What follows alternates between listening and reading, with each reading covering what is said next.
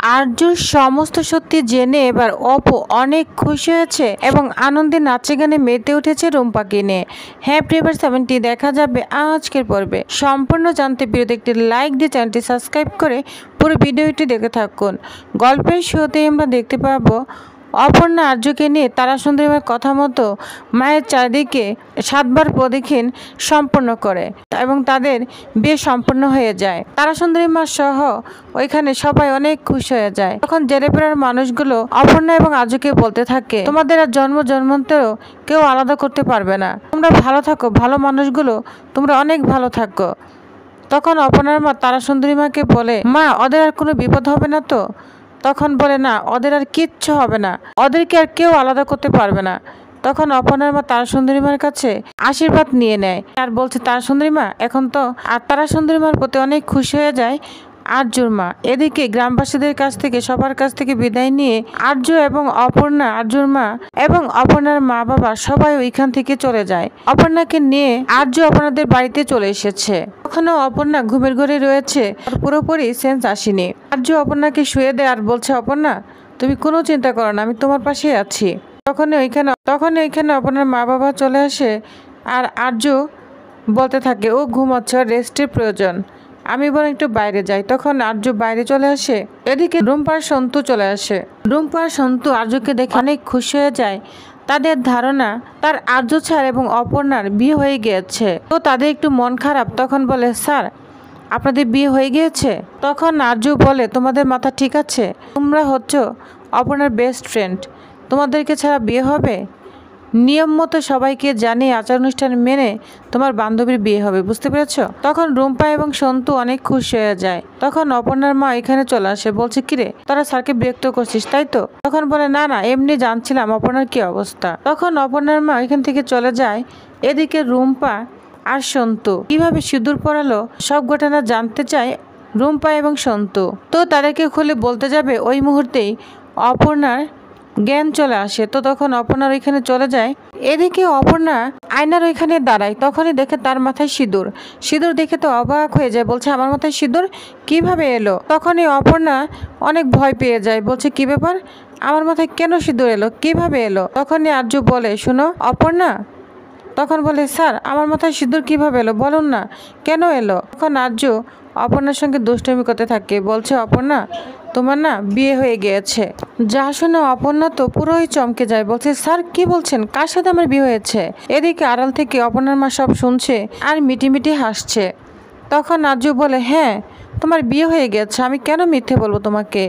তখন বলে, স্যার আমার সাথে কেন এরকম হয়, আমি কিচ্ছু বুঝতে পারছি না, কেন আমার এরকম হলো? তখন বলে, শোনো তোমার কার সাথে বিয়ের কথা ছিল তার সাথেই বিয়ে হয়ে গেছে। যা শুনে অপর্ণা তো আরও চমকে যায়, বলছে, আমার কার সাথে বিয়ের কথা ছিল? তখন আরজু বলে, ওই যে আরজু সিংহ রায়, তার সাথে বিয়ে হওয়ার কথা ছিল না? তখন অপর্ণা তো অবাক হয়ে যায়, বলছে, স্যার কেন আমার সাথে এরকম হলো, আমার বিয়ে হলো আর আমি জানি না? তখন আরজু বলে, অপর্ণা তুমি এরকম করছো কেন, তুমি চাও না আমাদের বিয়ে হোক? তখন অপর্ণা বলে, স্যার চাই, কিন্তু এভাবে আপনি কেন সিঁদুর পরালেন, কি হয়েছিল এমন আমার, আমাকে সব খুলে বলুন। তখন আরজু সমস্ত কিছুই খুলে বলে অপর্ণাকে, আর অপর্ণা তো যা শুনে অবাক হয়ে যায়। তখন বলে, স্যার সব সময় এরকম আমার সাথেই হচ্ছে, আমি কিচ্ছু মনে করতে পারছি না, কিছুই মনে থাকে না আমার, কেন এরকম হয় আমার সঙ্গে? তখন আরজু বলে, তুমি টেস্ট নিও না, সব ঠিক হয়ে যাবে। আর শোনো তুমি কোনো চিন্তা করবে না, এইভাবে কি বিয়ে হয় নাকি? আমাদের এভাবে বিয়ে হবে না, ঠিক আছে? দুই পরিবারের মাধ্যমেই বিয়ে হবে, অগ্নিকে সাক্ষী রেখে দুজনের হাতে হাত রেখে বিয়ে হবে, বুঝতে পেরেছ? যেভাবে নিয়ম সেভাবেই বিয়ে হবে। আমি একদিন তোমাদের বাড়িতে আসবো, তোমার বাবার কাছে তোমার হাত চাইবো, অনুমতি নিব, তারপরে আমাদের বিয়ে হবে, বুঝতে পেরেছ? তখন অপর্ণা বলে, স্যার এরকম হবে? তখন বলে, কেন হবে না, তুমি আমাকে বিশ্বাস করো না? অবশ্যই হবে, হতেই হবে। আর তারপর কি হবে জানো? তোমাকে আমি ঘুমোতে যাওয়ার আগে দেখবো আমার সামনে আমার অপর্ণা আছে, সকালে উঠে দেখবো আমার সামনে অপর্ণা আছে, তোমাকে আমি সারাক্ষণ আমার চোখে চোখে রাখতে পারবো। তখন অপর্ণা বলে, যা তাই হয় নাকি? আমাদের কি কাজকর্ম নেই, আমরা কাজকর্ম করবো না, শুধু কি সারাক্ষণ দুজনের দিকে তাকিয়ে থাকবো, দুজনকে দেখবো, তাহলে হবে নাকি? তখন আরজু বলে, অবশ্যই হবে, এটাও একটা কাজ, বুঝতে পেরেছ? জীবনের একটা ইম্পর্টেন্ট কাজ, এটা অনেকে ইগনোর করে বলে তাদের সংসারে অশান্তি লেগেই থাকে। অপর্ণা তখন খুশি হলেও পরক্ষণেই মনটা খারাপ হয়ে যায়। তখন আর্য বলে, আবার কি হলো, কি হয়েছে? আমি বুঝতে পেরেছি তুমি কি চিন্তা করছো। তোমার চিন্তা আমার আসল পরিচয় নিয়ে তো? হ্যাঁ অপর্ণা, আমিও চাই এবার আমার সমস্ত কিছু তুমি জানো। আমি এর লুকিয়ে রাখবো না, যার জন্য তোমাকে এত বিপদে পড়তে হয়েছে। আর তাছাড়া তোমাকে কে ধরে নিয়ে গিয়েছে, কেন নিয়ে গিয়েছে, আমি সত্যি কিছু জানি না। তবে এটুকু জানি এর পিছনে একটা মহিলা রয়েছে। তখন অপর্ণা বলে, হ্যাঁ স্যার, আমাকে একজন ধরে নিয়ে গিয়েছিল মার মতো সেজে, এবং তার সাথে আরেকটি মহিলা ছিল।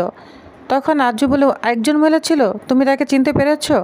তোমার কিছু মনে পড়ছে? তখন অপর্ণা বলে, না স্যার, আমার কিচ্ছু মনে নেই। তবে এই মহিলাটা না আমাকে টেনে যাওয়ার চেষ্টা করছিল। তখন অপর্ণা অস্থির হতে থাকে। আর্য বলে, ঠিক আছে অপর্ণা, তোমাকে আর স্ট্রেস নিতে হবে না, এবার যা করার আমিই করব, তোমাকে কিচ্ছু করতে হবে না।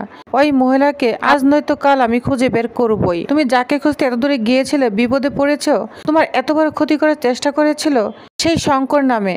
তখনই বলে, স্যার শঙ্কর কে? শঙ্কর কি আপনার আরেকটি নাম? যা শুনে আর্য পুরো অবাক হয়ে যায়। তখন অপর্ণা বলে, জানেন তো স্যার, আমি যতবারই শঙ্কর নামটা শুনেছি ততবার মনে হচ্ছে আমি আপনাকেই দেখছি।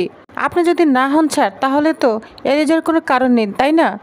তখন আর্য বলে, শোনো, এজন্যই তো বলছি আমার সব কিছু জানার অধিকার তোমার রয়েছে। আমিও তাই চাই তুমি যেখানে যেতে চেয়েছিলে, তুমি যেখানে গিয়ে বিপদে পড়েছো, সেখানে আমি তোমাকে আবার নিয়ে যাব, সেখানে তুমি সব সত্যি শুনবে। তখন অপর্ণা বলে, স্যার আপনি বলে দিলেই তো হলো, আপনি যা বলবেন সেটাই আমি সত্যি বলে মেনে নিব, আর কখনো কিচ্ছু জিজ্ঞাসা করব না। আর তখন আর্য বলে, আমি যদি এখন তোমাকে সব বলে দিই, তাহলে ওই দিন আমি কেন ড্রাইভার সেজেছিলাম? যার শুনে তো অপর্ণা পুরো অবাক হয়ে যায়। তখন বলে, হ্যাঁ মেকআপটা ভালো হয়েছিল, তাই তুমি ধরতে পারোনি। তখন অপর্ণা বলে, স্যার আপনি এভাবে কেন গিয়েছিলেন? তখন আর্য বলে, আমার সত্যি জানার জন্য, যা তোমাকে কেউ ডিস্টার্ব করতে না পারে, তোমাকে ক্ষতি করতে না পারে, এর জন্যই গিয়েছি।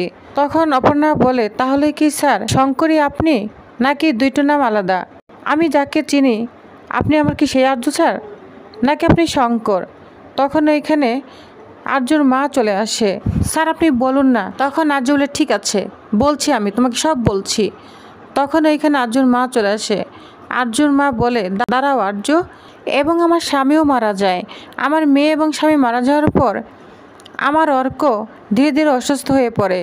এদিকে আমার চারদিকের মানুষ আমাদের দুর্বলতার সুযোগ নিয়ে আমাদেরকে ঠকিয়েছে। তখন আর্য আমাদেরকে বাঁচাবার জন্য ও নতুন রূপ নেয়। আমার বড় ছেলে অর্কর দাদা হয়ে ও আমাদের পাশে দাঁড়ায়, আমাদের সব কিছু রক্ষা করে, আর্য সিংহ রয় হয়ে। বুঝতে পেরেছ? এটা বলে আর্যর মা কান্না করতে থাকে। এদিকে অপর্ণা তো আর্যর দিকে তাকিয়ে কান্না করছে। এদিকে আর্য খুব কান্না করছে। তো প্রিয় ব্যস্তরে নেক্সট আকর্ষণীয় পর্বে কি হতে চলেছে? এবার অপর্ণাকে আর্য স্যার সমস্ত সত্যি শুনে আর্য স্যারকে মেনে নিবে? তো কি হতে চলেছে নেক্সট আকর্ষণীয় পর্বে জানতে অবশ্যই আমার সাথেই থাকুন। ধন্যবাদ।